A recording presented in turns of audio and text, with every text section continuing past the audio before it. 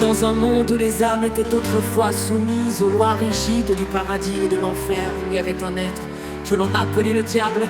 Mais dans cette nouvelle ère, bien après la Révolution, qui avait libéré les âmes de leur éternelle béatitude ou damnation, les rôles avaient changé.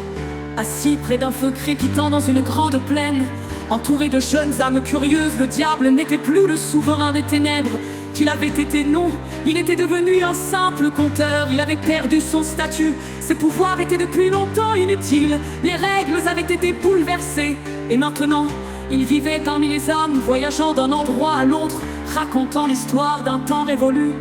Il se trouvait là, entouré de jeunes âmes brillantes, des enfants avides de connaître ce qu'était le monde avant qu'elles ne soient libres de voyager. Il se pressait autour de lui, les yeux écarquillés, impatient d'entendre ses récits. Il sourit doucement, presque tendrement, et commença à parler. Il était une fois un monde bien différent de celui que vous connaissez aujourd'hui.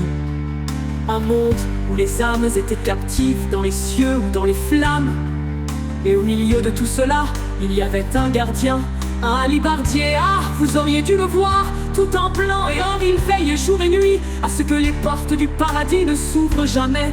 Il pensait que tout était bien tant que Dieu dormait. Les jeunes âmes le regardaient avec fascination, se demandant ce qu'il advint de ce alibardier.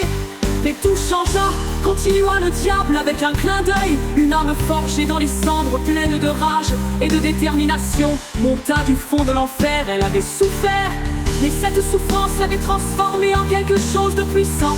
Elle voulait briser les chaînes, défier les règles. Et ce pauvre alibardier, eh bien, il ne savait pas ce qui l'attendait. Les jeunes âmes riaient légèrement, ne pouvant imaginer l'angoisse que ce alibardier avait ressentie. À ce moment-là, le diable sourit à son tour. Ne vous moquez pas trop, c'était une autre époque, une époque où la peur régnait. Mais aujourd'hui, nous sommes libres.